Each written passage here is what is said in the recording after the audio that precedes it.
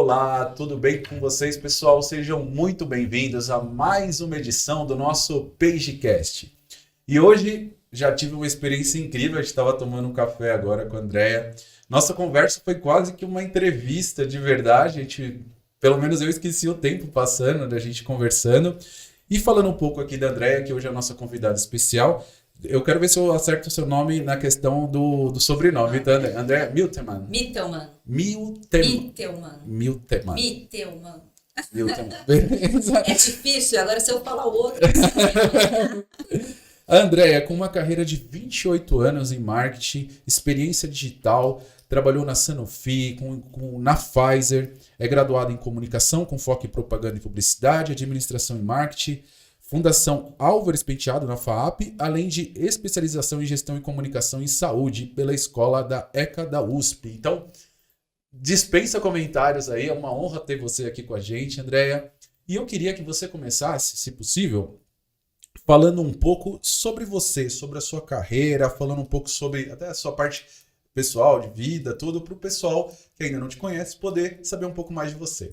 Antes de começar a falar sobre mim, queria te agradecer pelo convite. Imagina. Né, pela oportunidade de estar aqui conversando com vocês. Realmente um papo super solto, leve e descontraído que nós tivemos antes e vamos ter aqui agora. Com certeza. E eu adoro, eu fico fascinada em falar de inovação, de tecnologia, de marketing digital. Então, para mim é muito gostoso, viu? Obrigada pelo convite. E falando um pouquinho de mim, né? Como eu já tinha comentado, eu sou a dinossaura da internet. Então, eu comecei com a internet lá em 1997, quando a internet estava chegando no Brasil. Eu fui no lançamento da América Online, então para as pessoas um pouquinho mais experientes como eu, né, lembram quando a internet chegou no Brasil, que era a internet linha de escada, que tinha que colocar o CD, né, que travava e que ocupava a linha telefônica. Eu sou dessa geração, né, eu iniciei minha carreira no marketing digital neste momento, né? E eu vim acompanhando toda a evolução da internet desde então, né? E parece que foi de um dia para o outro, né? A geração das minhas filhas já nasceram dentro da internet. Isso foi um processo, né, de desenvolvimento da internet. Eu acompanhei e vivi tudo isso. E é muito, muito legal a gente ver como isso se transformou. A gente não consegue nem imaginar a nossa vida sem a internet. Não né? consegue mesmo. Então, em 97, eu comecei numa empresa que desenvolvia sites, né? E eu ia nas outras empresas. Olha, isso aí eu não sabia. Pois é, de todos os setores possíveis e imagináveis. Isso que ano? 1997. 97. Isso. Aqui, em 90, então você vendia a possibilidade das empresas terem o site. Eu ia nas empresas e explicava o que era internet. Aí eu falava que elas precisavam fazer um site. O que é o site? Sabe as páginas amarelas? É você ter seu catálogo. Nossa, páginas amarelas. Dentro de uma rede, né? Onde as pessoas podem consultar a sua informação. Então, lá atrás era explicar ainda o que era internet. Eu ia com um notebook nas empresas, fazia uma apresentação da internet, do futuro, o que era marketing digital. Então, era mais um processo de educação mesmo do que era internet. Né? E aí a internet ela veio se desenvolvendo, se democratizando, as pessoas começaram a ter computadores dentro de casa, começaram a ter acesso à internet. A internet ela deixou de ser um site, um catálogo de produtos, né? Passou a ter os buscadores, né? Passou a ter a informação disseminada dentro da internet. E ali nessa empresa eu fiquei por quase 4 anos e foi onde eu aprendi tudo, né? Do início da internet. Nossa, e era um ano assim, escola. 97... Existia curso de Windows, para as pessoas aprenderem a mexer no Windows. Sim. Curso de Word, o pacote Office estava começando. Era uma época assim, realmente de muito interesse das pessoas quererem acessar o computador, né? Um computador dentro de casa, mas eu imagino a resistência que tinha do novo. Sim. O pessoal não te deixava assim, Andrea, falava, mas será? Por que eu preciso ter um site? Tinha muito disso? Muito, porque não entendiam nem o que era site, nem para que servia. Mas as pessoas não têm internet em casa, as pessoas não têm computador, porque computador era coisa de escritório, Sim. né? E essa empresa foi muito pioneira no que ela fazia. Ela fez o primeiro shopping virtual, né? O e-business, o e-commerce. Foi eles que trouxeram o primeiro shopping virtual, eles fizeram a primeira loja do Pão de Açúcar Delivery. Então você imagina naquela época, falar assim, vou fazer compra de supermercado Imagina. pela internet, né? Imagina, hoje você tem muita gente que ainda não faz, né? A pessoa Depois de passava tanto cheque tempo. naquela época. Cara, não era? Poxa, Você imagina passar um cartão assim pelo computador? Eu acho que era uma coisa meio sombria, né, pra galera. muito difícil. Então, ser pioneiro é difícil, né? Você trazer essas novidades para uma população. E eu estou falando no Brasil, mas era o mundo inteiro na mesma situação, né? Talvez os Estados Unidos estivesse um pouquinho mais avançado, mas o mundo inteiro ainda estava tentando conhecer a internet, mas foi um processo muito transformador, porque é você conhecer e olhar para o futuro, né? Sem a gente saber o que ia ser a internet, mas olhar para o futuro e fazer parte dessa construção é muito bacana, né? De lá eu saí, eu fui para uma startup, que naquela época não se chamava startup, que era uma concorrente da Web Motors, né? Venda de carros. E depois de lá, então, eu passei para o meu novo mundo, que foi entrar na indústria farmacêutica. Então, no ano de 2000, eu entrei na minha primeira indústria farmacêutica, a Sanofi. Lá eu fiquei 15 anos. Depois eu fiquei mais 10 anos na Pfizer. Então, eu posso te dizer que hoje eu sou uma especialista em marketing digital dentro da indústria farmacêutica. E o que é desafiador dentro da indústria farmacêutica? É uma empresa tradicional. Um modelo tradicional muito regulamentado, né? Tanto ou mais do que bebida, tabaco, não é, né? Muito rígido nessa E parte. aí você tem que ser muito criativo para poder trazer inovação, né? Para poder trazer alguma coisa diferente e ser aceito nesse mundo da indústria farmacêutica. Então, nesses últimos quase 25 anos, eu liderei as áreas de digital e inovação dentro dessas duas empresas que eu falei, equipes incríveis de alta performance, que a gente trouxe muita novidade, muita coisa boa para dentro da indústria farmacêutica, né? Nossa, eu fico imaginando, assim, porque seu papel, desde que eu vejo, pelo menos que você falou pra gente de jornada de carreira, sempre foi convencer pessoas, pelo que eu vejo, das possibilidades que o mundo digital tem e da importância que ele tem para o negócio, né? E então, eu vejo que dentro desses 15 anos, que deve ter sido um baita desafio dentro da Sanofi e também da Pfizer, você tinha também muita resistência do público interno e externo para esse lançamento digital, para a utilização das ferramentas? Com certeza, assim como quando eu estava na primeira empresa que as pessoas não sabiam o que era site, né, internet, quando você chega na indústria farmacêutica, que as pessoas estão acostumadas com o modelo tradicional, né? O que é o modelo tradicional da indústria farmacêutica? É representante, força de vendas, ajuda visual, que nessa época era em papel, depois foi para Palm, né? Sim. E você tem as amostras, então esse modelo ele veio por 100 anos. Sim. 200 anos igual, né? E de repente você quer oferecer alguma coisa diferente. Vamos mudar, então, a ajuda visual, né, para o modelo digital? Não, mas a gente está acostumado com esse modelo tradicional, né? Eu, na Pfizer, passei por isso. Vamos deixar de entregar a amostra através do representante, vamos deixar o médico solicitar a amostra, a gente fazer o delivery por uma empresa. Isso tudo são quebras de paradigmas, de barreiras que são muito tradicionais dentro da indústria farmacêutica. E dos dois lados, né, Andréia? Exato. Tanto do representante quanto do médico, eu imagino. Exatamente, também para o médico, né? Ser early adopter de alguma coisa, né? Ser o pioneiro de alguma coisa, você tem que trabalhar um pouco mais para você convencer as partes. Então, você tem que convencer internamente de investir e fazer uma mudança de alguma coisa que já funciona há muito tempo. Isso já funciona. Sim. Por que eu vou mudar o que funciona? Né? E você convencer o representante de que você vai mudar alguma coisa que é bom e que vai ser melhor para ele e que não vai atrapalhar o trabalho dele, é um trabalho difícil. E você convencer o médico de que também é legal ele solicitar uma amostra por um sistema do que ele recebeu o representante para pegar uma amostra. Então, todo esse processo é um processo trabalhoso, né? Toda mudança é difícil, né? Toda nova tecnologia é difícil, né, de aceitar, exatamente. Você lidava com mudança de cultura, mas eu vejo que você, no seu papel de líder também, tinha que ter um paralelo também com TI, né? Não tinha? Totalmente. É uma área que ela tá ligada com todas as outras, né? TI, marketing, comercial, compliance, né? Você tem que lidar com a área médica, né? Então você tem que lidar, ainda quando você está numa multinacional que você segue todos os códigos da Interpharma, né? Você tem que saber o que você pode e o que você não pode fazer, até onde você pode ir, né? Quais são as limitações. Por isso que eu falo que trabalhar na indústria farmacêutica incentiva mais a nossa criatividade, porque é mais difícil, né? Uhum. Então, o que a gente pode fazer para romper barreiras e não atravessar a regulamentação e não fazer nada errado que possa comprometer a empresa, né?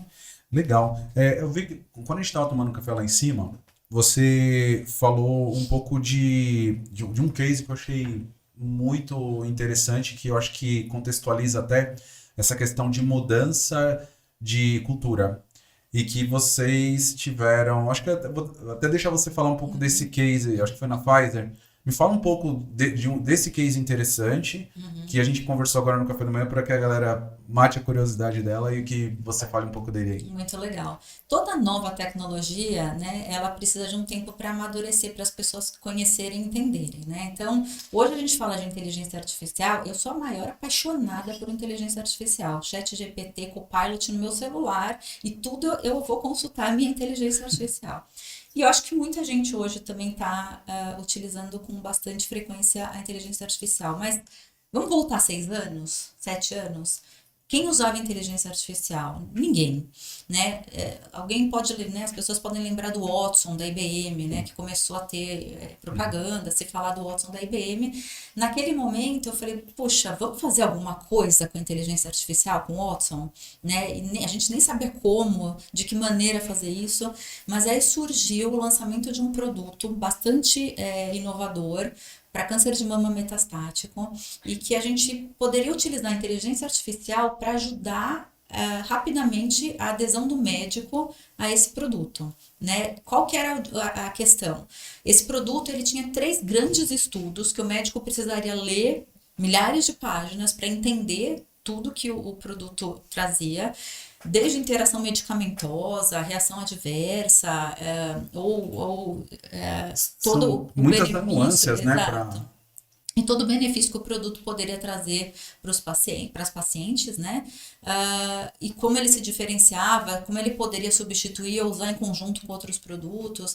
E a inteligência artificial poderia responder essas perguntas para ele, baseada nos 3 estudos. Então, ele não precisaria ler várias páginas, né? Para poder achar uma resposta. Ele poderia fazer a pergunta para a inteligência artificial e a inteligência responderia. Vamos lembrar que eu estou falando de mais de 6 anos, que não era. não era a inteligência artificial que a gente tem hoje. Nem né? a Alexa tinha ainda, né? Não, era mais um chatbot ali, Sim. né? Então, imagina que lá 6 anos atrás. E nós resolvemos, então, fazer essa parceria trazer a tecnologia do próprio Watson mesmo, né, para trazer esse sistema que era dentro de um aplicativo, né, por celular, e que a gente tinha que alimentar todos os dias, né, porque você tinha que olhar o que foi perguntado e alimentar todos os dias, e entregar isso para os médicos oncologistas, através da força de vendas, né. Lindo, nós ganhamos vários prêmios internos, Nossa, fomos finalistas de Lupa de Ouro, muito legal. Mas a gente teve baixa adesão. Por quê? novo. Imagina que o médico oncologista, médico, Uhum. ele sabe tudo, Sim. né? Como é que ele vai achar que a máquina vai responder para ele e vai saber mais do que ele? E eu vou confiar nessa resposta? Né? Será que isso está certo? Então, o que a gente percebeu, né? A adesão, ela é um processo que você tem que ter paciência, né?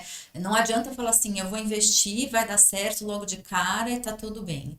Não, você tem que ter paciência, você tem que saber investir tempo, saber investir dinheiro e colher, porque é uma sementinha que você coloca, você tem que regar para ela começar a crescer e um dia ela virar árvore.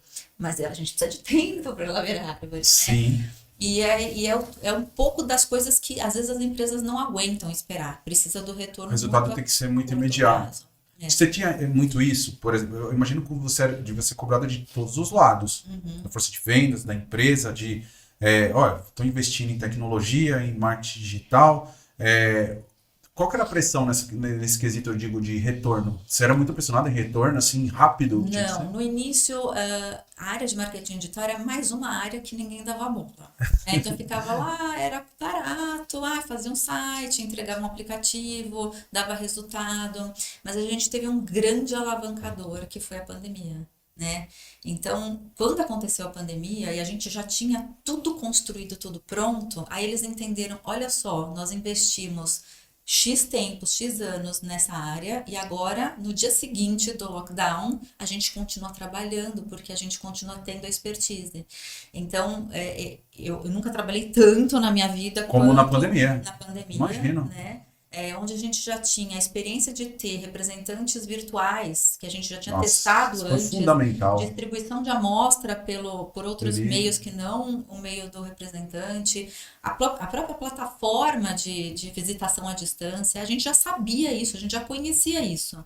Então, no momento da virada, não podemos mais sair de casa, a gente sabia fazer. Vocês estavam um Né? passo à frente ali. Muito. E mesmo o portal, a gente tinha um portal médico que já era bem acessado, bem reconhecido pelo médico. Então, não teve interrupção. Então, até este momento, era uma área que se investia, mas estava lá, beleza, não custa muito, dá um Sim. retorninho. Dali para frente, Mudou. aí sim, mudou a Muito forma certo. de entender o negócio, de acreditar na plataforma e até começar a comparar, né? Trazer resultados. E aí a gente tem áreas de inteligência de negócios, de BAI, que ajudam a mostrar o quanto o médico que consumia através de plataformas digitais prescrevia mais do que o médico que não tinha acesso às plataformas digitais. E aí um cuidado muito grande. Não só o médico que era visitado e o médico que não era visitado. Então, o que passou a ser visto? Eu tenho uma limitação de onde eu chego com força de vendas, né? Depois da pandemia e tudo mais, eu tenho uma limitação de quantos médicos eu consigo chegar com a força de vendas. Todo o resto, eu consigo chegar com o digital a um custo baixo, né? Porque se eu chegar numa parte ou se eu chegar em toda a parte, é o mesmo custo. Mesmo investimento, né? Nem custo, né? Mas eu percebi também, através dessas análises, que o médico que a gente chega, assim, que a gente chegava através do representante, os que acessavam os canais digitais, eles tinham uma prescrição maior do que o médico que não acessava os canais digitais. Então, você começa a provar resultado. Né? Não é só mais uma areazinha que tem sitezinho, catálogo eletrônico, né?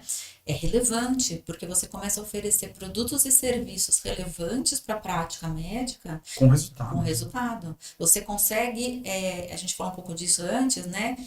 Popularizar ou você consegue democratizar a informação para todo mundo. Se antes eu só entregava um estudo para um médico visitado, hoje eu posso entregar o estudo para o médico não visitado. Se antes eu só fazia o lançamento de um produto para o médico visitado, hoje eu faço o lançamento do produto para o médico não visitado. E o médico não visitado pode também receber a amostra, né? Então você amplia de uma maneira absurda o acesso à informação que você quer compartilhar, o investimento muito menor, né? E você pode chegar em várias pessoas ao mesmo tempo. Né? E a adesão disso, assim, na pandemia, eu acho que foi um trampolim, né? Sim. Se você for pensar, porque vocês, ainda mais vocês terem saído na frente, né? Na questão de já ter uma plataforma. Eu percebi muita gente correndo atrás nessa época, assim, não tinha nada. E foi um choque, pelo menos para mim, assim. Eu lembro que a gente, na pandemia, estava assistindo o jornal, aí entrou no ar ao vivo uma moça correspondente na Itália, falando que a Itália tinha fechado e que as pessoas não poderiam sair de casa nos próximos 20 dias. E aí a gente aqui no Brasil, eu falei, nossa, olha o que aconteceu com a Itália. Uma semana depois aconteceu a mesma coisa aqui. E aí aquilo, eu acho que acabou mudando para nós aqui também. No primeiro momento, eu tive na primeira semana aqui na Page um cancelamento de pelo menos uns 5, 6 clientes de coisas que de projetos que a gente estava seguindo. E aí eu já pensando, nossa, o que a gente vai fazer? Vai ter que mandar a gente embora, e não tem mais o presencial, então vamos todo mundo pro digital. E aí na outra semana, os clientes voltando, falando assim, Leandro, o que a gente pode fazer no digital agora? Né? E aí isso, mais contratação e mais coisas. Vocês tiveram alguns que talvez parecido, é claro, numa proporção muito maior, porque a Pfizer teve um papel... nessa época você estava na Pfizer, né? Sim. Então teve um papel, acho que grande, nessa transformação da propaganda médica. Você fez parte disso, né? E de uma forma muito acentuada. Eu queria que você contasse um pouco de como foi. O legal, assim, que quando aconteceu a pandemia, a gente estava preparado para continuar se comunicando com o médico, não teve ruptura, né? Foi muito fácil, muito rápido. A Força de Venda já estava acostumada com canais digitais, né? Então foi uma mudança de forma. Eu deixo de falar face to Presente. face e começo a falar pela plataforma. O que a gente fez ali foi levar outras coisas, porque imagina só, você tinha um monte de médico na linha de frente, que estava preocupado com o seguinte, eu vou pegar esse negócio, eu vou sair vivo disso aqui, né? Eu não vou ver minha família. Então a gente estava num momento muito delicado. Sim. Imagina que eu vou fazer uma propaganda médica lá de produto agora, que isso, não é a hora disso, né? Então a gente foi muito empático nesse sentido em dizer o seguinte, eu consigo chegar no médico, mas eu quero levar para ele o que ele precisa agora, porque ele não sabe o que está acontecendo, ninguém sabe o que está acontecendo. Vamos lembrar que nessa época a telemedicina não era permitida no Brasil, Nossa. né? Parece que isso é de outra vida, não, é dessa vida. Então a telemedicina não era permitida no Brasil, não tinha regulamentação para telemedicina. Então foi uma das coisas que a gente já levou logo de cara, né? As possibilidades de fazer a telemedicina, de como ele poder se comunicar com o paciente, até para ele não deixar de ter receita e do paciente não deixar de ter atendimento, né? Não que a gente mudou o cenário da telemedicina, em absoluto, mas a gente começou a pensar em levar para o médico ferramentas de suporte ao momento. Não tem nada a ver com o produto da empresa, né? Mas tem a ver com o relacionamento. Então, o quanto eu posso te ajudar nesse momento, né? Uhum. E eu acho que isso foi o grande diferencial, né? Como a gente pode estar juntos nesse momento de crise. E isso foi bom para todo mundo. Bom no sentido de que eu não preciso falar de produto no momento que você não quer ouvir, eu preciso te entregar aquilo que você precisa nesse momento, né? E eu acho que isso foi muito bacana, assim, me fez muito bem. Eu acho que foi bacana para a empresa, foi bacana para a força de vendas que pôde ajudar o médico de alguma forma e não ficou todo mundo parado esperando para ver o que ia acontecer, né? Então a gente se colocou à frente nesse sentido. Aí depois que as coisas foram melhorando, foram abrindo, a gente foi podendo experimentar outras coisas, né? Uhum. É óbvio que você tem médicos que não querem mais receber a propaganda de maneira virtual, Então, querem a presencial. Tem outros que até gostam do virtual, mas eu acho que a gente abriu possibilidades que antes da pandemia a gente não não tinha, tinha. né? Já, eu acho que virou uma cultura, né? Aquele medo, talvez que você fala. Não medo, mas aquela possível pré-rejeição, aquele conceito errado ainda do novo. Quando entrou a pandemia, ele acabou sendo uma coisa do tipo, não tem saída, é isso que tem por agora, mas aí é uma adaptação muito mais fácil. E aí, Andréia, eu ia te perguntar um pouco, agora falando um pouco da questão do seu momento atual. Você viveu essa parte no Pfizer e você resolveu recentemente empreender para algo que está estampado em você, que é algo que você ama falar, é algo que você faz com maestria. E nesse novo, eu queria que você falasse um pouco desse seu novo desafio que está sendo da sua empresa, falar um pouco de quais são os seus desafios, como que é a sua prestação de serviço hoje dentro dessa nova empreitada que tenho certeza que está sendo um grande sucesso. A gente te acompanha nas redes sociais, no LinkedIn. Mata um pouco a nossa curiosidade, fala um pouco de como está a André agora, que vem lá desde 97 ou até antes, lidando com tecnologia, e o que você tem feito hoje. Legal, legal. Assim como eu estava falando com a Duda, sua filha, Sim. né? Eu acho que essa área de marketing digital, de digital, inovação, tecnologia, a gente precisa estar aprendendo todos os dias, né? Eu sempre falei que se eu fosse fazer um sabático, não ia ter mais mercado para mim. Então, a gente precisa estar sempre olhando e conhecendo o que tem de novo. E isso é apaixonante, né? Porque todo dia tem alguma coisa nova, né? Brincando, né? Falando de TikTok. Fui resistente no começo, mas depois minha filha vinha falando assim, olha mãe, tal coisa. Filha, onde você aprendeu isso? No TikTok. Aí vinha outra, mãe, não sei o que. Filha, onde você ouviu isso? No TikTok. Então eu comecei a entender o seguinte, peraí, Vamos conhecer o TikTok. Uhum. E hoje eu tenho certeza que o TikTok é uma ferramenta muito poderosa, né, de compartilhamento de informação, treinamento, né, em vídeos curtos. E que todo mundo pode produzir conteúdo. A gente está na era de compartilhamento de informação. As pessoas compartilham de graça. Né? Eu sei alguma coisa, eu vou lá e compartilho. Né? E aí a outra não sabe, vai lá e aprende. Né? Então, o YouTube, qualquer coisa que você precisar, eu te desafio qualquer coisa tem um mesmo. vídeo no YouTube para te ajudar. E as pessoas compartilham, elas produzem conteúdo de maneira gratuita. O que eu quero fazer hoje é compartilhar conhecimento também. Né? Eu comecei, né, estou há muito tempo na internet, sou praticamente uma pioneira na internet no Brasil. Eu conheço muito da indústria farmacêutica, muito dos desafios da indústria farmacêutica, mas conheço também de outras indústrias. O que eu quero hoje é poder compartilhar um pouquinho do conhecimento, mas incentivar as empresas a olharem para o futuro e inovarem. Né? Porque a gente precisa acreditar nas novas tecnologias, a gente precisa acreditar na inovação. Dá trabalho trazer uma nova tecnologia? Deu trabalho trazer a inteligência artificial? Deu, mas não só trabalho, deu muita felicidade da gente poder trazer uma tecnologia nova. Mas naquele momento, se fosse hoje, ia estar bombando. Né? Então, assim, é incentivar as empresas a olharem para a inovação, testarem coisas novas, né? Oferecerem coisas novas. A gente tem novas gerações aceitando muito mais a tecnologia. A velha geração não aceita? Também aceita. Meu marido é o maior amante do TikTok, né? Adora o TikTok.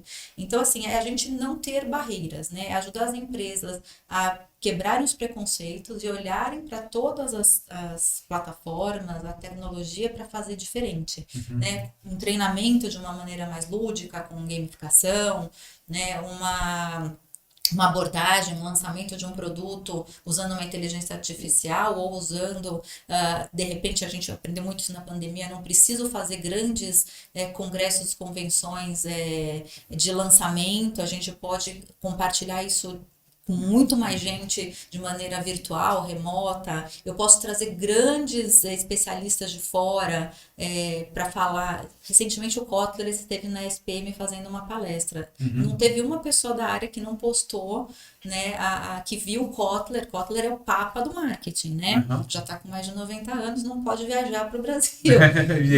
mas compartilhou a informação de onde ele estava e as pessoas assim maravilhadas em poder ter essa troca com o Philip Kotler. Né? Então é isso que eu quero. Eu quero poder compartilhar um pouquinho disso com as empresas de uma forma mais consultiva, né?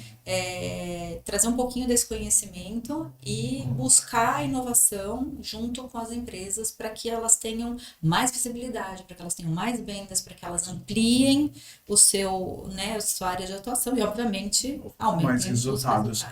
O que eu vejo a gente até comentou, acho que a gente estava tomando o nosso café, as empresas, por mais que a gente esteja numa era que tudo digital está disponível, muitas ainda, assim, a grande maioria ainda não sabe como trabalhar o digital, como implementar esse digital. E você está desde 97, começou com o site, teve todo esse pioneirismo na Pfizer, no momento mundial.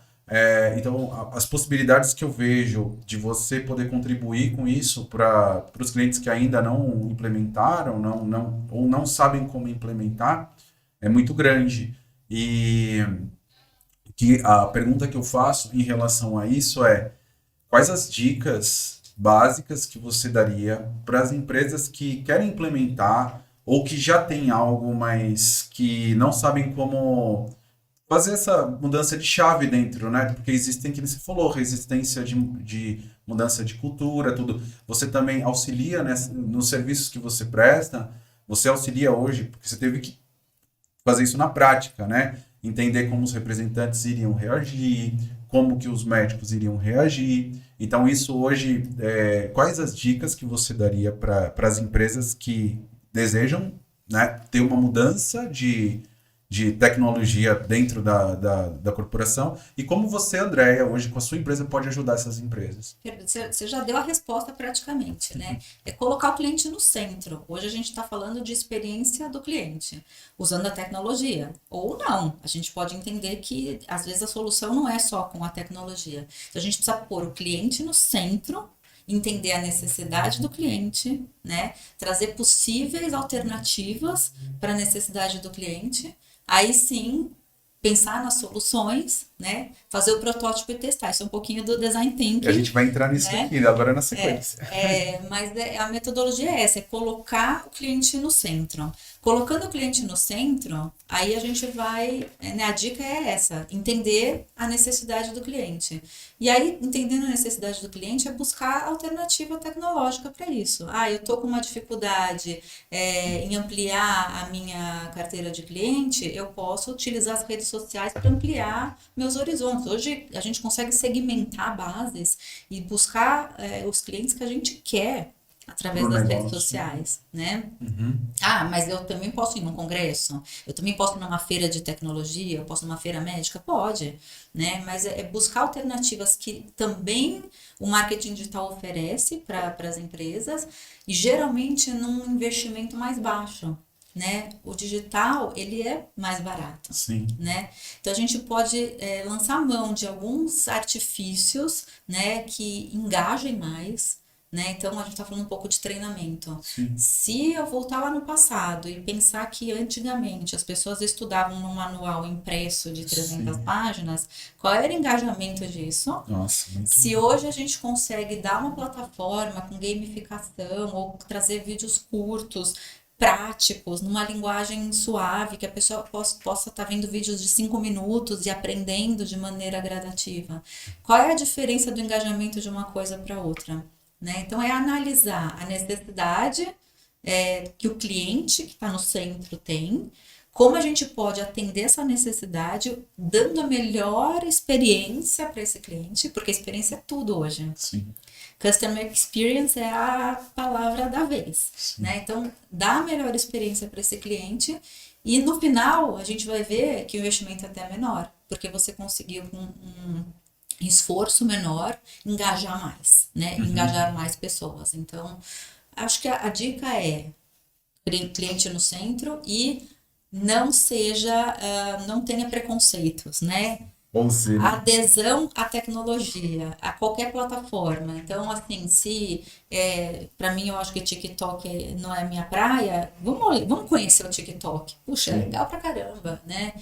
Eu usava pouco o LinkedIn, porque eu não estou procurando emprego, não, mas poxa, o LinkedIn pode me abrir grandes portas, né, para negócios. Eu tô aqui hoje por um post por conta do LinkedIn, exatamente, né? exatamente. Um post que eu fiz no LinkedIn, que você viu, me chamou, a gente conversou, eu tô aqui. Então, assim, adesão, sem preconceito, conhecer as tecnologias, estudar, estar sempre atualizado com o que vem de novo, porque a tecnologia muda. Muda, né? E derruba, né? A gente conversando no café, eu trouxe até aquele case da Blockbuster, né?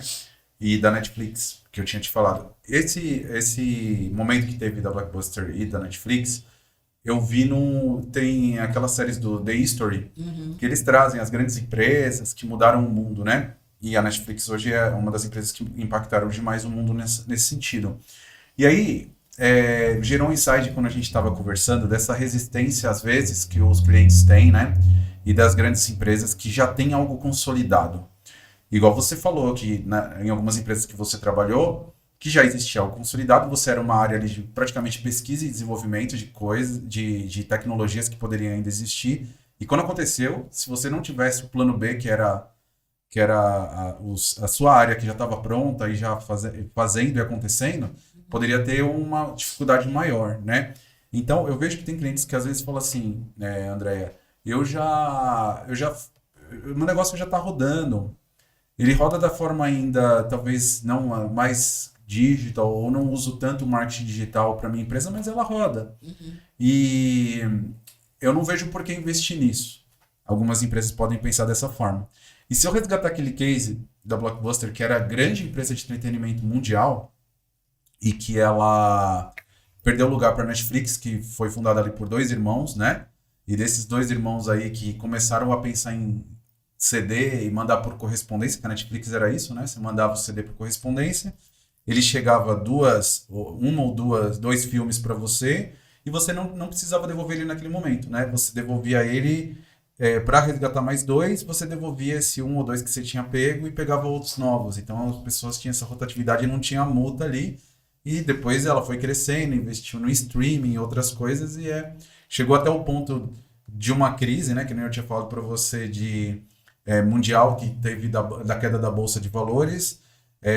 A possibilidade da Blockbuster comprar a Netflix por 57 milhões, não comprou e depois a Netflix, um ano e pouco depois, engoliu. E hoje ela é a maior empresa de streaming do mundo. Então, você acha que isso fica... É um exemplo, talvez, de alguns clientes que têm uma certa resistência sair da zona de conforto? Como é que você vê isso? Eu acho assim, as empresas elas são feitas de CPFs, né? Os CNPJs eles são feitos de CPFs, são pessoas. Você tem, às vezes, no momento, você tem pessoas mais arrojadas e pessoas mais tradicionais dentro da estrutura, né? O que está acontecendo muito hoje, eu não sei se você já ouviu falar esse conceito de Open Talent.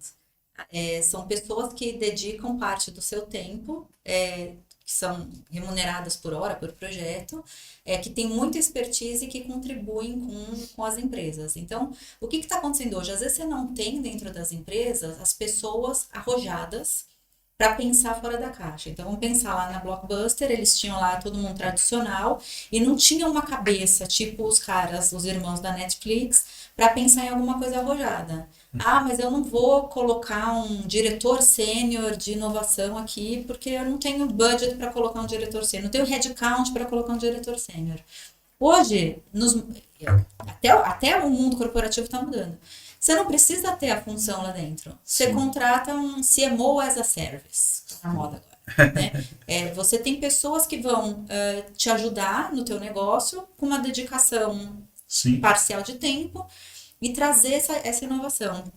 Isso eu vejo que é o futuro para poder começar a quebrar barreiras dentro de empresas, porque às vezes você pega uma empresa muito tradicional, que ou é familiar, ou ela é uma multinacional, que também trabalha com regras que vêm de fora, né, que tem uma dificuldade, pessoas que já estão 20 anos dentro da empresa, tem uma dificuldade de mudar um modelo que já está dando certo.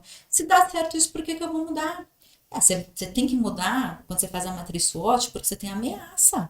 Né? E se chegar uma Netflix e acabar com o meu negócio? E a Kodak, né? Que não foi para fotografia digital e acabou, né? Então você precisa, às vezes, trazer cabeças de fora que não estão ligadas diretamente no negócio, que não estão sendo cobradas diretamente pelo resultado, mas para refrescar, trazer alguma ideia diferente para o seu negócio poder perpetuar e se adaptar às mudanças do negócio, né?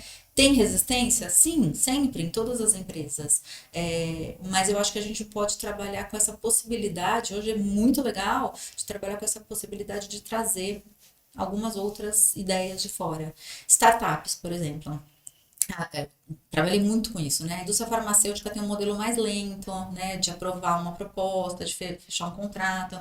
Então, leva, às vezes, 6 meses para você conseguir fazer uma proposta com uma agência, né? A startup, ela é muito rápida. Em 2 meses, ela pôs um produto novo no ar. E aí, você falou alguma coisa para ela, daqui uma semana tem outra coisa no ar. Já mudou. Então, assim, são movimentos e tempos muito diferentes. Então, eu participo até de um processo como esse, né? Trabalhar com a startup para ela entender a lentidão da indústria farmacêutica e da indústria farmacêutica entender a rapidez da startup. Para talvez uma tentar... Você faz essa ponte. Exato. E contaminar de uma forma positiva a outra, para que a lenta fique um pouco mais ágil e para que a que é muito rápida entenda que tem processos, que às vezes os processos são necessários para a coisa acontecer de uma maneira mais estruturada. Então, assim, tem coisas boas dos dois lados e um pode ajudar o outro. E isso tem acontecido, né? Antigamente as empresas trabalhavam muito sozinhas, hoje você tem empresas que podem fazer parcerias, te ajudar, né? Cabeças boas do mercado que podem te ajudar, né? Hoje existem também processos de Open Talent, onde as empresas colocam altos executivos, né? Às vezes CEOs, diretores de diversas áreas, num final de semana dentro de uma sala com um problema da empresa. E em 3 dias os caras resolvem o problema. Mas você pegou as melhores cabeças do mercado para pensar no teu problema, você paga eles, acabou, tchau, muito obrigada, e você está com o problema resolvido com as melhores cabeças no mercado. É isso. Né? Então, eu acho que a resistência ela existe, vai continuar existindo, mas se a gente pensar que existem formas de trazer a inovação, de trazer a possibilidade de solução de problemas com pessoas externas, com parceiros, fornecedores, isso certamente facilita. Também, de novo, com um investimento muito mais baixo do que você ter um headcount ali. Sim. Né? Para que você precisa ter uma posição de um diretor sênior de inovação, se você pode chamar alguém do mercado para solucionar um problema específico e depois você põe para executar com a equipe. E que vai ser extremamente eficiente e vai colher os resultados também, né? E dentro disso, eu te acompanho nas redes sociais, né? Sou fã aí. Obrigada. E vi que você trabalha em cima de uma metodologia que a gente usa aqui na Page também, que é o Design Thinking, né? Então, eu queria que você falasse um pouco de como que você utiliza isso para os seus projetos e como que você vê isso de uma forma muito eficaz como um braço para o desenvolvimento do seu trabalho. Legal. O Design Thinking ele é uma metodologia que usa a criatividade, né, para a resolução de problemas e, de novo, colocando o cliente no centro, né, entendendo qual é o problema para trazer as soluções. O que eu acho mais legal dessa metodologia é que, normalmente, quando a gente tem um problema dentro de uma empresa, a gente quer resolver dentro do nosso silozinho ali, né? Então eu sou da área X, eu vou resolver o meu problema aqui. Quando você faz uma metodologia criativa como essa, você pode trazer pessoas de diversas áreas. O problema é da área comercial, mas eu posso chamar as pessoas de marketing, eu posso chamar colegas até do jurídico, áreas, da área médica, de logística. Então você coloca pessoas de várias áreas para discutir um problema. Né? Porque são cabeças e formas de pensar diferentes. De repente, o cara da logística tem uma solução para o seu problema que você não ia saber. Você nem pensou, né? Porque às vezes você está no piloto automático. Exatamente. Por entender de tecnologia, tudo. Exatamente. Então, quando você você coloca dentro de uma sala pessoas que têm experiências, expertises diferentes. Exato.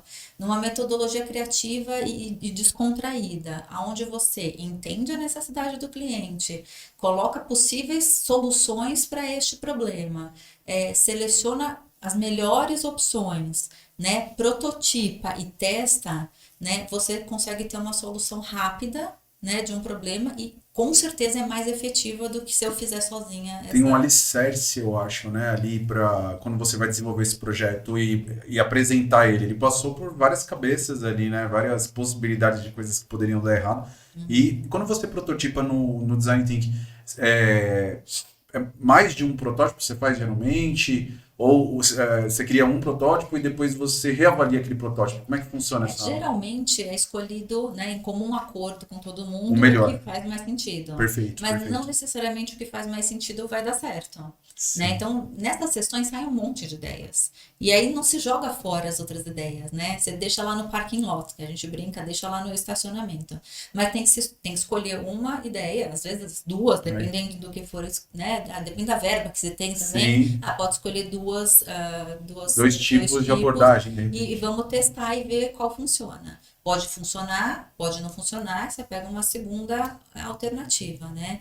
E tudo depende também de onde a empresa quer chegar e qual investimento que vai fazer, qual o tempo de implementação. Então, depende muito do projeto que você está discutindo ali, da necessidade que está discutindo ali. O ideal, sim, é escolher uma, né, para você investir a energia para fazer aquela uma acontecer, né? E aí, tá bom, você dá um prazo para isso e não acontecendo, pega a segunda, né? E é uma metodologia que eu vi que muitas empresas utilizam. Você podia citar algumas empresas que utilizam o Design Thinking? Hoje você tem grandes empresas tipo a Amazon, né, que utiliza Design Thinking para poder testar os seus projetos, né?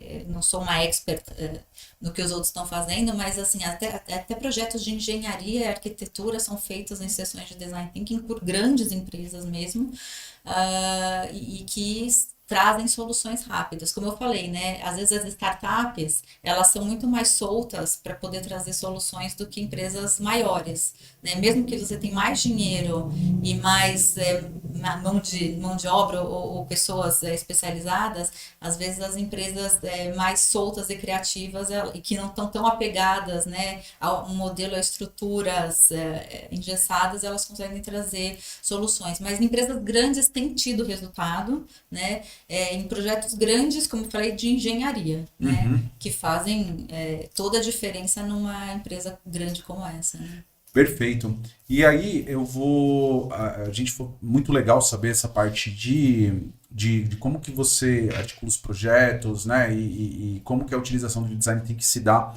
em relação aos trabalhos que você realiza. E aí eu vou entrar num tema agora, são 2 temas agora que a gente já está chegando no final do nosso podcast. Que bem. Tá uma delícia também, estou adorando.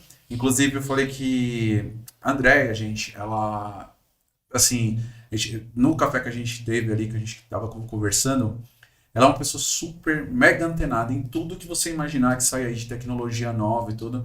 E a gente vai fazer um novo convite para ela, se ela aceitar aqui com a gente, de protótipos do que está saindo hoje de realidade mista, realidade virtual e outras coisas. E entre eles a gente está querendo pegar um dos protótipos aí do óculos da Meta, o mais recente, que é com realidade mista, que foi projetado, e assim que ele chegar, a gente, de Vai repente... fazer um unboxing.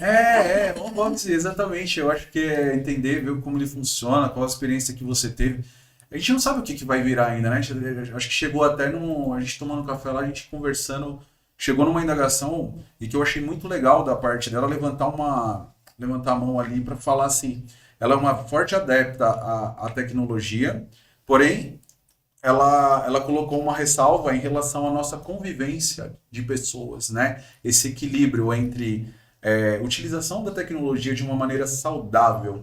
E eu queria que você falasse um pouco disso para mostrar também para o público, apesar de você ser uma fã de tecnologia, uma implementadora de projetos inovadores dentro desse mundo, como que você vê esse equilíbrio que é necessário ser feito entre as pessoas. Fala aí, esse né? é um tema delicado. Eu acho que a gente tem que se preocupar muito com a saúde mental, né? Principalmente dessa nova geração dos nossos jovens, que estão atolados de tanta informação e tanta tecnologia. Então, eu acho que tem que ter um limite, né? Como você falou, eu sou apaixonada em tecnologia quando a gente usa ela para a evolução, né, para o desenvolvimento. E a tecnologia que acaba tirando a gente do convívio social é uma tecnologia que me preocupa. Então, a gente falou um pouquinho, né, do metaverso, do Second Life, há muito tempo atrás, onde você tira a pessoa da vida real para ela viver uma vida num ambiente paralelo e ela deixa de estar aqui com a gente, né? Pode ser legal, né? Pode ter pessoas que saibam equilibrar, mas isso me preocupa porque você sai de uma realidade, né? Você vive uma vida que não é sua e de repente isso pode te levar para outros caminhos que podem afetar de alguma forma a sua saúde mental. Li recentemente, essa semana, um número absurdo de adolescentes que cometem suicídio porque entram nesses games, nesses universos onde eles são desafiados, onde eles são ameaçados, e eles acabam tirando a própria vida nesse mundo paralelo. Vida real deles. Exatamente. Então isso é muito preocupante, né? Agora, quando você usa a informação para evoluir, né, a gente estava falando muito que nós somos da época da enciclopédia, né, da Barça, da Delta, e que a gente tinha só aquela informação e olhe lá, né? Era ruim também, porque era limitada o número, né, o volume de informação que a gente tinha. Hoje a gente tem muita informação. E se a gente usar essa informação para a evolução, né, para a gente poder estar sempre conhecendo mais, desenvolvendo o cérebro e buscando mais, isso é maravilhoso, né? Isso vai fazer com que a gente viva mais e mais anos, porque a gente vai estar com a cabeça ativa, a gente vai estar buscando aprender, né? A gente vai estar sempre conhecendo coisas novas, que sejam das coisas mais bobinhas, né? Práticas do dia a dia, ou realmente conhecer mais de história, geografia, constelações, não importa. É mais para o aprendizado que se vê, né? Sem perder a essência, né? Exato. E isso é muito positivo, né? Como eu falei, a democratização da informação. Hoje qualquer pessoa pode ter acesso à informação, né? As pessoas podem virar autodidatas, aprender idiomas, aprender coisas sem ir para a faculdade, né? Como a gente falou, né? Tem vídeo para tudo no YouTube, Sim. né? Você pode conhecer países através de pessoas que estão viajando, você pode navegar com pessoas que velejam pelo mundo. Você tem N coisas que você pode aprender através do acesso à tecnologia. E de fato, assim, então eu acho que a gente só tem que pensar como usar para o bem, Equilíbrio, né? Usar para o desenvolvimento, para a evolução, para facilitar a nossa vida, né? A gente brincou que tinha cheque, né? Sim. Hoje a gente encosta o relógio, encosta o celular. Eu falei para vocês que eu tive um colaborador que tinha um chip subcutâneo, que tem, né? Um chip subcutâneo, que ele encosta ali para pagar uma conta, para abrir o crachá da empresa. Mas pensando no lado positivo, isso facilita muito a nossa vida. E você tem o lado das pessoas que acabam deixando de viver a realidade que a gente tem, né? Prejudica a saúde mental delas, e isso é uma parte que de fato me preocupa muito, né? Como você falou, as pessoas acabam se encurvando, porque hoje estão olhando Muda pro até celular. teve um estudo recente, eu não lembro exatamente qual, vou até procurar até para se conseguir postar na legenda depois aqui, mas falando que a nossa espécie está mudando a postura. Tá voltando a ser Tá voltando, né? olhar aqui, a mudança de coluna, tudo, né? Então, tem essa questão física, mas eu acho que assim, falando dos jovens hoje, gerações, acredito que quando você trabalhou em outras empresas e o convívio que você tem hoje, essa troca, trabalhar com a outra geração junto com a geração mais madura, você era líder de equipe, então, ainda mais trabalhando com TI, como que você lidava com isso daí, né? Porque a geração nova, o que eu sinto? Ela tem muita necessidade de algo veloz, as coisas têm que ser muito rápidas. Você vai treinar de uma maneira com pílulas de conhecimento, rapidamente, vídeos mais curtos, etc. E ao mesmo tempo eles têm uma fome de, eu acabei de fazer faculdade, por que eu ainda estou nesse cargo? Por que eu não subi? Quero ser presidente Quero ser presidente em um ano. Existia isso dentro da divisão, ou por onde você trabalhou? Você era líder, né? Então, Sim. como que você lidava? O jovem é assim mesmo, né? Eu vou te dizer que eu tive um colaborador lá na Sanofi que no dia da entrevista eu olhei para ele e falei assim: você vai ser presidente dessa empresa e agora você tem uma dívida comigo. Lá no futuro você vai me contratar para eu trabalhar pouco e ganhar muito. Eu brinco com ele até hoje. E realmente ele tá bem alto na empresa, né? Mas os jovens, eles vêm com essa necessidade, né? Eles ouvem o áudio e o vídeo na velocidade 2, porque não tem tempo para perder, né? Eu acho que com a maturidade isso vai mudando, mas sempre, né, a gente sempre viu em várias, não é recente isso, já vejo isso há mais de 15 anos, o jovem ele tem essa necessidade de crescer rápido, né, e o que a gente vê hoje mais nas empresas as pessoas não ficam muito tempo nos cargos. Eu sou uma pessoa completamente diferente, fiquei 15 na Sanofi, 10 na Pfizer, mas hoje você vê que as pessoas elas ficam 1 ano, 2 anos, 6 meses já quer mudar de cargo, né? Porque acha que precisa disso para ir evoluindo. Mas isso eu acho que já é uma característica que já vem acontecendo, né? Dentro da minha equipe, o que era legal, e eu sempre tive equipes bem heterogêneas no sentido de que um complementa o outro. Sim. Então, eu mais velha, né, mais madura, com Sim. outros conhecimentos, eu trazia um tipo de informação para agregar à equipe. Aí vinha lá o mais jovem que conhece mais esse tipo de tecnologia ou está mais habituado com esse modelo de trabalho, que agora na faculdade viu tal coisa. Então, um vai agregando para o outro. E sem ter a questão da hierarquia. Porque não importa se era jogo aberto, todo mundo podia opinar na sua equipe, sim. Totalmente, né? Totalmente, porque são expertises que se combinam e que no final montam o resultado. Então eu sempre falei, né, para a equipe, o resultado que a gente tem é de todo mundo. Né? Da pessoa que está lá na linha de frente apresentando e a pessoa que está atrás preparando o material, né? O designer, o webmaster, todo mundo faz parte do sucesso disso, do resultado, né? E sem hierarquia. Então a gente sentava todo mundo no mesmo nível, com chance de todo mundo falar. E se eu falasse uma coisa, todo mundo podia discordar. Sim. Né? E isso sempre deu muito certo, né? eu acho que ter uma gestão de equipe de alto desempenho, você tem que dar a possibilidade das pessoas contribuírem, porque eu não sei tudo. Exato. Eu não sei tudo e não quero saber tudo, né? E eu quero aprender com as pessoas, né? Então, eu acho que esse é o grande diferencial de uma equipe de alto desempenho, é dar a possibilidade de todo mundo participar e não importa quem. Eu vejo que isso é importante mesmo e como é que, assim, hoje tem uma certa dificuldade do pessoal reter grandes talentos, principalmente TI, que é uma área que, apesar de, assim, não falta vaga para isso, mas é uma área bem que exige um estudo muito alto de quem é o programador, de quem lida com códigos, de quem lida com essas informações. Você, como é que, eu acho que meio que você respondeu um pouco pelas observações que você fez, né? Mas como que você complementaria, como você conseguia reter esses talentos dentro da sua equipe, para que elas se mantivessem lá numa mentalidade do jovem de sempre eu preciso de coisa nova, eu preciso não sei o quê. Como que você fazia? A minha área não era especificamente TI, mas era uma área que andava muito próximo De com TI. TI. A gente está entre marketing e TI, né? Sim. Ficou ali o marketing digital, entre as Sim. duas áreas. Então, você tem pessoas, expertises diferentes. Não são exatamente programadores, mas pessoas que fazem gestão das plataformas e pessoas que pensam estrategicamente ajudando o negócio, né? Como é que a gente retém essas pessoas, né? Porque você dá desafios que as pessoas conseguem enxergar os resultados por elas mesmas. Então, elas desenvolvem a solução e elas enxergam o resultado junto com o negócio. Porque elas trabalham com o negócio, né? São parceiras diretas do negócio. Então, ver que, de repente, a ação que a gente está fazendo aumentou prescrição, aumentou venda, Cara, é incrível, né? Diferente, eu fiz a programação disso aqui. O que isso trouxe? Exato. Né? Tem Então, propósito, né? tem um propósito, exatamente, né?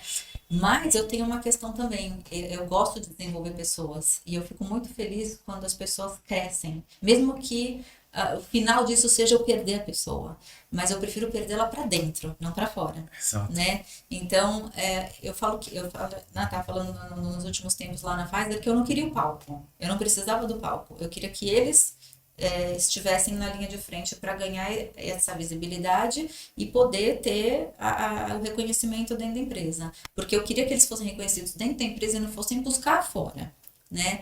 E eu acho que isso é a coisa mais importante, quando você desenvolve pessoas e aproveita as pessoas dentro da tua estrutura. Porque trazer gente de fora, e principalmente quando a gente fala de indústria farmacêutica, quem nunca trabalhou na indústria farmacêutica, entender um modelo da indústria farmacêutica é muito difícil. Tem muitas restrições, né? Tem muitas regras. Então, existe um período de adaptação, né? Quando a pessoa vem de um outro mercado. Totalmente. Né? Então, é muito mais fácil você desenvolver as pessoas para ficarem ali dentro do núcleo. Então, a minha alegria, a minha felicidade é perder as pessoas para dentro. E fico feliz, né? Em perder para dentro. E isso eu não acho que não é reter, eu acho que é reter, né? Quando a gente desenvolve dentro do mesmo núcleo, da mesma estrutura, né? Então é isso, eu acho que reter é você dar propósito para o negócio, é você deixar a pessoa se desenvolver, ela ter o palco, ela ter a visibilidade, e aí sim ela vai entender que ela está ali, né, por ela, e não pela empresa, não por mim, não por ninguém. Ela está se desenvolvendo, ela está crescendo, né? Mas tudo bem, se chegar um momento que não tem mais para onde ir, Sim. também é super incentivado a falar, puxa, que legal que você pode aplicar tudo que você aprendeu aqui lá fora, né? Então eu acho muito bacana isso também, né? Perfeito. A gente está chegando no final do nosso PageCast. Eu, assim, fazendo um resumão do que a gente falou de tanta coisa. A gente falou hoje, né, nessa edição do programa, acho que foi uma das mais ricas em relação a conteúdos que a gente trouxe, porque a gente falou sobre inteligência artificial. Nós falamos de como que lá nos bastidores, uma empresa do porte da Pfizer lidou com a questão dessa digitalização.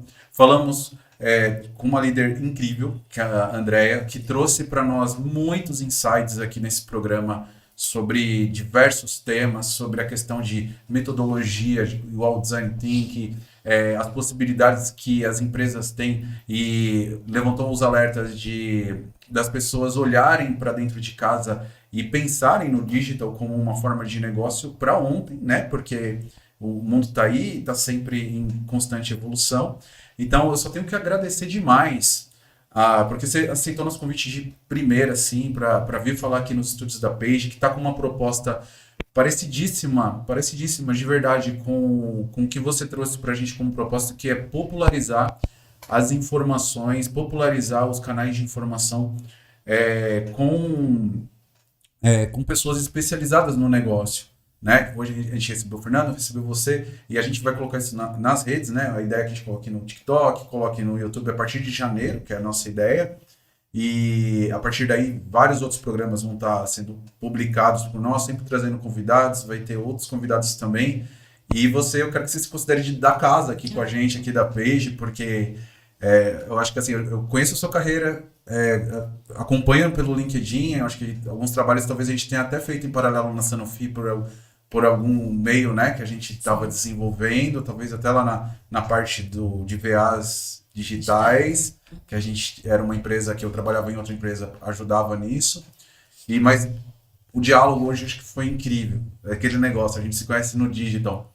Quando a gente sentou ali para tomar café e para conversar sobre tantas coisas outras coisas, eu fiquei muito feliz por a gente ter feito esse encontro. Então, só agradecer e esperar que você venha nos próximos programas com a gente. Eu queria parabenizar vocês também. Nesse café eu conheci muito dos projetos que vocês estão fazendo, né? Como eu falei, minha cabeça ela já vai pensando, eu já vou pensando em que pode ser aplicado cada uma das coisinhas que vocês estão desenvolvendo. Então, assim, para quem ainda não trabalha com vocês, eu acho que vale a pena conhecer o teu portfólio de soluções, que são soluções bacanas, servem para grandes empresas, mas servem para médias e pequenas empresas que às vezes não têm nem a estrutura para criar ideia e muito menos a verba necessária para um projeto grande, mas vocês conseguem democratizar, né, as plataformas. Então, fiquei muito feliz em conhecer mais, né, em saber que tem empresas como vocês aqui disponíveis para ajudar né, esses clientes que precisam sim sair do tradicional, trazer modelos mais dinâmicos, atraentes, que engajem, né, os clientes finais. Então, muito feliz de participar disso, né? Obviamente estarei aqui para o unboxing do óculos e para outras coisas. Vamos, ansioso para... eu estou bem curioso, na verdade, porque eu falei há 2 anos atrás, eu falei desse projeto aí numa palestra que eu dei de metaverso, e a gente vai fazer esse unboxing junto. Eu acho que a gente tem possibilidades até de depois conversar sobre, trocar umas figurinhas também. Eu tenho outros clientes aqui que têm essa necessidade de início nesse digital com projetos também, que eu acho que a gente pode formar uma boa parceria. Tenho certeza. Muito obrigado. Mais algum recado final? Não, só agradecer e dizer que apaixonem-se pelo digital, eu sou apaixonada, porque vocês vão ver que é um mundo incrível. Perfeito, gente. A gente fica por aqui nessa edição do nosso PageCast. Espero que vocês tenham gostado assim como eu gostei. Aproveitem o conteúdo, só que não fiquem com tantas saudades, porque logo mais vamos chamar a Andréa de novo para a gente fazer esse unboxing. E ela é uma pessoa aqui que tem portas abertas aqui nos nossos estúdios aqui da Page para vir falar as novidades e tudo que ela tem aí para agregar dentro desse mercado digital tão importante. Um grande abraço para todos e até a próxima, pessoal. Tchau, tchau.